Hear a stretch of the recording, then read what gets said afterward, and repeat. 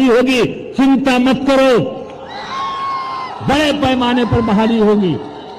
और आज जिसको जितना हम दे रहे हैं तनख्वाह, उससे भी ज्यादा हम लोग बढ़ाने वाले हैं, इससे सब चिंता मत करो।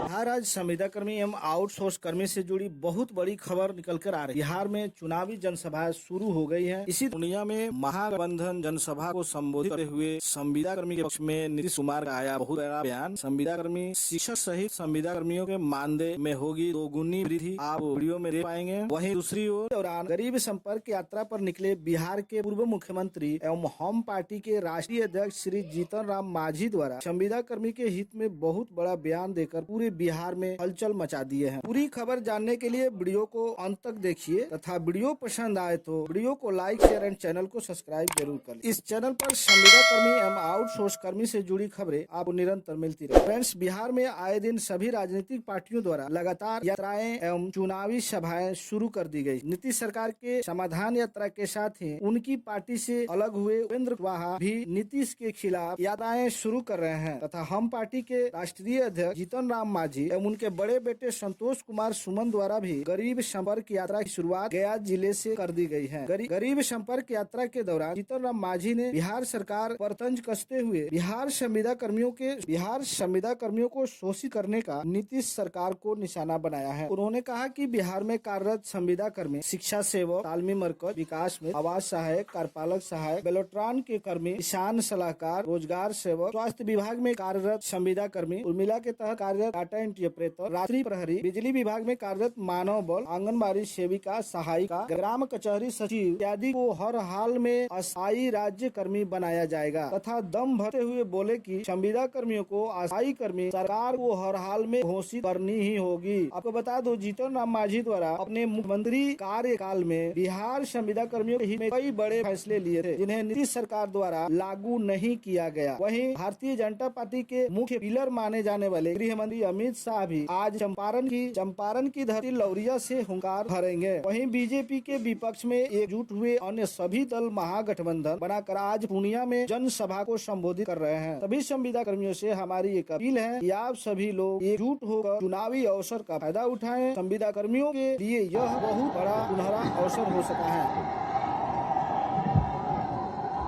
मिलकर के अब 7 पार्टी एक साथ हैं। आप बिहार में जितना काम कर रहे हैं और आगे करेंगे तो इनको तो बता दिया, 10 लाख लोगों को हम लोग नौकरी देंगे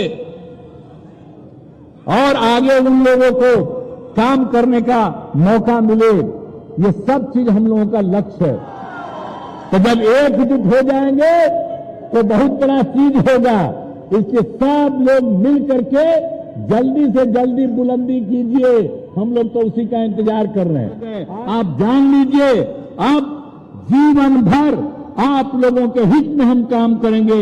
व्यक्तिगत रूप से मेरी कोई ख्वाहिश नहीं है, मेरी एक ही ख्वाहिश है कि देश आगे बढ़े और देश को आगे बढ़ाना है और समाज में एकता और एकजुटता पैदा करना है। कोई भी समस्या है, अभी तो आपको मालूम है ना, हम यात्रा करके घूम करके चले गए और एक एक जगह पर सब लोगों के साथ बातचीत हुई है। कहीं की कोई समस्या है, एक एक चीज को, और जितना हम लोगों ने काम किया है, 7 निश्चय का किया, 7 निश्चय 2 का कर रहे हैं, आगे सबको नौकरी देने का, रोजगार देने का सब कुछ कर रहे हैं। इन सब चीजों के अलावे भी हमने इसीलिए दौरा किया। आप समझ रहे हैं, 4 तारीख को जनवरी को निकले और 16 फरवरी तक हम लोगों ने सब जगह एक एक हर जिले में और सब लोगों की समस्या सुन करके और सारे अधिकारियों को हम लगा दिए हैं कि जितना काम हम लोग कर रहे हैं उसके अतिरिक्त और जो भी काम करना है उन सब चीजों को करेंगे और सबको आगे बढ़ाएंगे। इसलिए आपको हम आश्वस्त करना चाहते हैं। और दूसरी बात, हर तरह से सब लोगों के हित में ही हम लोग काम करते हैं। कौन काम किया साहब? आप जो लिख रहे हैं मदरसा शिक्षा का, तो भाई मदरसा शिक्षा का भी बराबर रेट कौन दिया? हम ही लोग करा दिए। और ज्यादा से ज्यादा आप सब लोगों को और आगे बढ़ाने के लिए हम लोग संकल्पित हैं, सब तरह से काम करेंगे और जितना ज्यादा लोगों को आगे बढ़ने का मौका मिले, तो हम तो सब जगह घूम करके जान ही रहे हैं और कहीं कोई झंझट पैदा होगा उसी के लिए तो हम लोग एक एक काम कर रहे हैं, तो सब काम हम करते रहें और जब भी कहिएगा और भी किसी काम की जरूरत है हम लोग उस काम को आगे बढ़ाएंगे, हम लोग बिहार को आगे बढ़ाएंगे। विशेष राज्य का तो दर्जा नहीं है मिला, अगर मिलता कभी मुख्यमंत्री ने आपको बताया हम लोग कहां आगे बढ़े रहते, लेकिन नहीं मिला।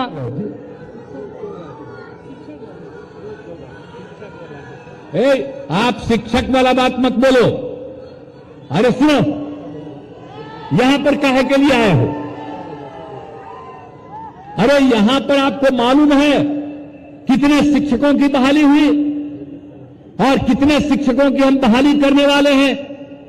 कौन आप लोगों को गलत चीज बता रहा है? बड़ी संख्या में शिक्षकों की बहाली होगी, चिंता मत करो, बड़े पैमाने पर बहाली होगी और आज जिसको जितना हम दे रहे हैं तनख्वाह, उससे भी ज्यादा हम लोग बढ़ाने वाले हैं, इसलिए सब चिंता मत करो। क्या है, जब इनकी सरकार जाएगी तभी असली बात का पता होगा, सारे मीडिया वाले भी असली बात बता देंगे कि क्यों गड़बड़ होता था, क्या किया जाता था, ये लोग भी सारी बात बता देंगे, सब एक्सपोज होगा। इसलिए इस बात को ध्यान रखिएगा। अरे भाई कोई बतवा को ध्यान रखिएगा ना, सब हम लोग मिलजुल के चलेंगे ना। और जितना नौजवान है, लड़का है या लड़की है, तो हम एक चीज और कहेंगे कि देखो कितनी महिलाएं या लड़कियां भी आई हुई हैं, तो लड़का सबको कहेंगे कि अब हम तो लड़की को बहुत न पढ़वाते हैं जी, अब लड़का लड़की बराबर रहा, कितना ज्यादा हम चला रहे हैं, तो जरा सा जब भी रहे तो बगल में रहो, उन लोगों को भी आप पीछे उसको कर दियो, आगे खाली हो, सब लोग इधर उधर है, तो जरा एकजुट होकर के लड़का लड़की सब एकजुट हो, हम मिल करके हम लोग आगे चलाएंगे। तो यही कहते हुए आप सब लोगों ने आश्वस्त किया है कि हम लोग एकजुट होंगे, तो इसके लिए मैं आपको बधाई देता हूं। और यहां से शुरुआत हुई है और ये सिलसिला सब जगह के लिए कायम रहेगा। तो इन्हीं शब्दों के साथ मैं पुनः आप सबको धन्यवाद देता हूं और साथ पार्टी के सभी नेताओं का मैं अभिनंदन करता हूं। हम मिलजुल करके हम लोग चलेंगे और एकजुट होकर के चलेंगे। अब लगा हुआ है, मांझी जी पर लगा हुआ है, अब कुछ नहीं मांझी जी को इधर उधर करना है, हम ही लोग उनको आगे बढ़वा देंगे, सब करेंगे, कभी कोई इधर उधर नहीं करेगा, निश्चिंत रहिएगा। इसीलिए सब लोग मिल करके आगे बढ़ेंगे। इन्हीं शब्दों के साथ आप सबको बहुत बहुत धन्यवाद।